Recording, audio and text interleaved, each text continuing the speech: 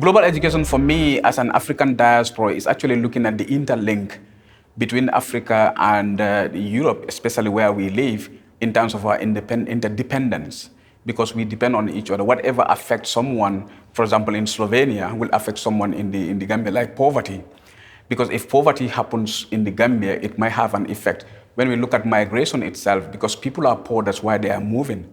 So for us, I think we need to understand how people are actually living their lives, what affects them in other side of the world to our own experience. For me, this is the global education. It could be human rights, it could link to poverty, it could link to starvation, wars.